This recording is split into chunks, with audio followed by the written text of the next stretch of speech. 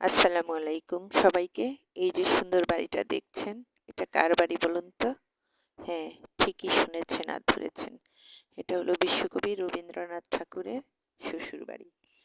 তো যেহেতু খুলনা গিয়েছি আর এই অসাধারণ স্মৃতির জায়গা দেখে আসবো না তা তো হতে পারে না, তাই আমিও চলে গেলাম দেখার জন্য। তো পুরো ভিডিওটি দেখার জন্য সবাইকে অনুরোধ করছি। অনেক তথ্য এতে রয়েছে, অনেক তথ্য পেয়ে যাবেন। এই বাড়িটি হচ্ছে খুলনা শহর থেকে 25 কিলো দূরে। খুলনার যে ফুলতলা উপজেলা, সেই উপজেলা থেকে 3 কিলো ভিতরে। এই যে দেখুন, আমি খুলনা শহর থেকে রওনা দিয়ে চলে এসেছি। এই যে গ্রামের রাস্তা ধরে এখন যাচ্ছি।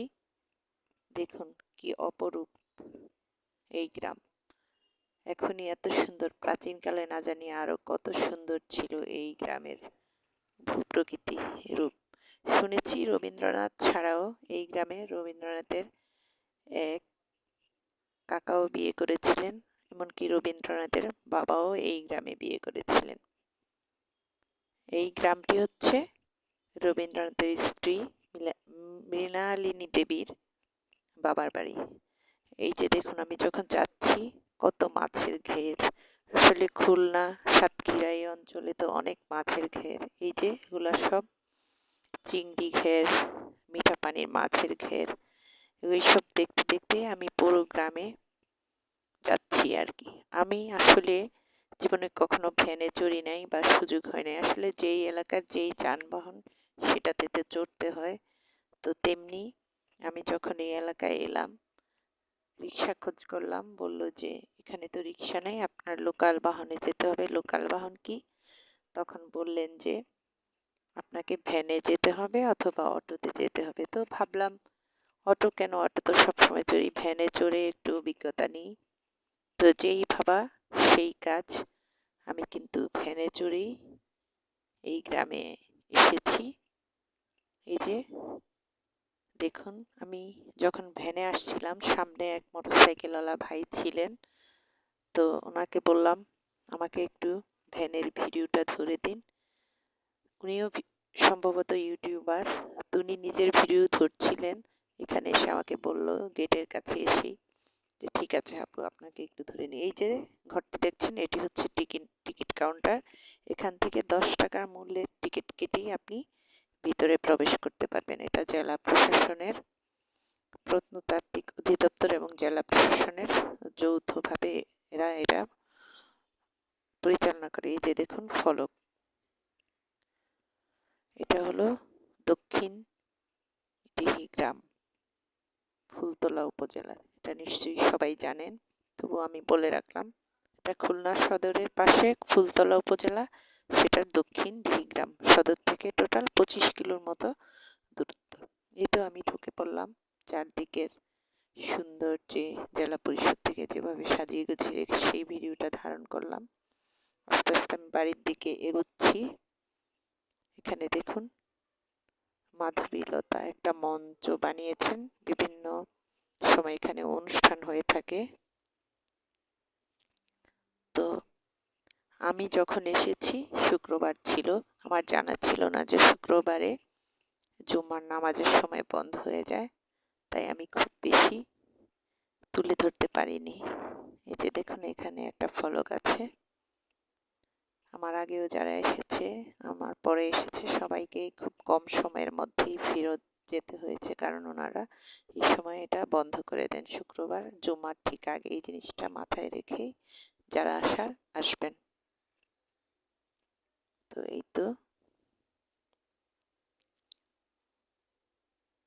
আমি এখন বাইরেটা ভিডিও করে আস্তে আস্তে ভিতরের দিকে উঠে যাচ্ছি। একটু দূর থেকে নিলাম, এত কাছে গেলে পুরো বাড়িটা ভিডিওতে আনা সম্ভব হয় না, এই জন্য আমি দূর থেকে তুলছি, যতটুকু পারছি ক্যাপচার করছি। আসলে যেটা বলছিলাম, রবীন্দ্রনাথদের সময়ে একটা সময় ঠাকুর পরিবারের সাথে পিরালি ব্রাহ্মণ বলে একটা গোষ্ঠী, জাতি যাই বলেন, কাজ ছিল। তো ঠাকুর পরিবারদের সাথে বেশিরভাগই এই ধরনের পিরালি ব্রাহ্মণদের বিয়ে হতো। তো সেই জন্যই দক্ষিণ দিতে রবীন্দ্রনাথের বেশ কয়টা আত্মীয় ছিল। রবীন্দ্রনাথের স্ত্রী ছিলেন রবীন্দ্রনাথের একজন কর্মচারীর কন্যা। সেই বাড়ি, এই যে বাড়িতে ঢুকে গেলাম, আমি ঘরগুলো ঘুরে ঘুরে আপনাদের দেখাচ্ছি।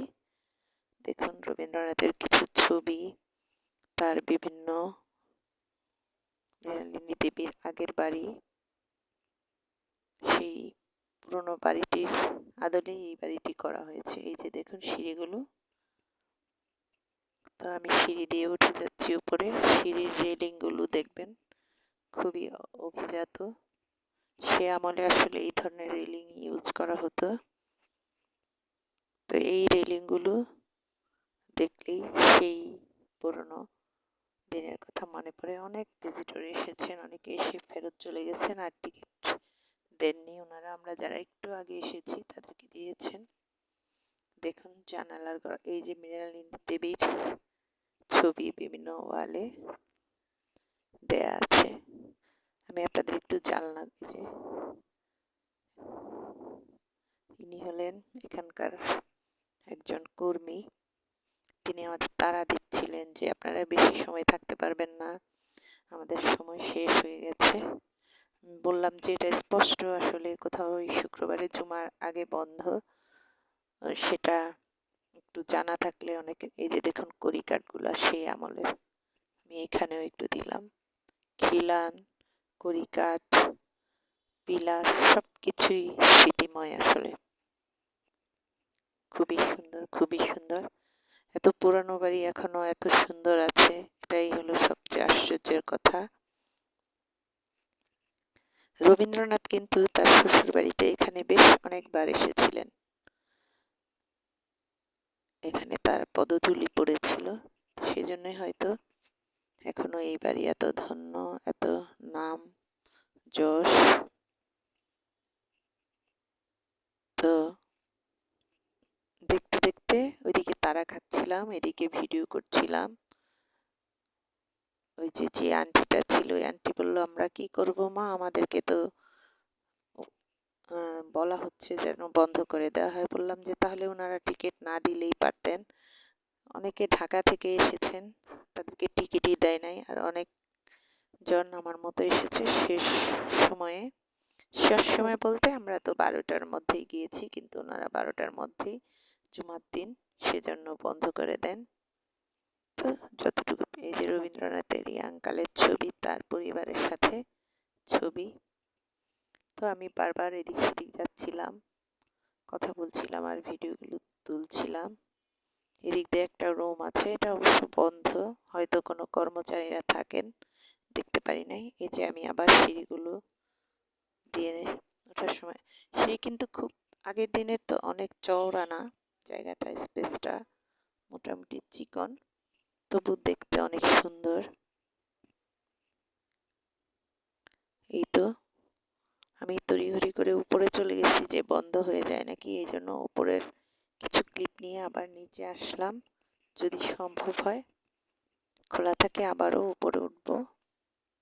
এখানে রবীন্দ্রনাথের কিছু স্থির চিত্র রাখা হয়েছে। এই যে মৃণালিনী দেবীর, এটা হলো অফিস কক্ষ।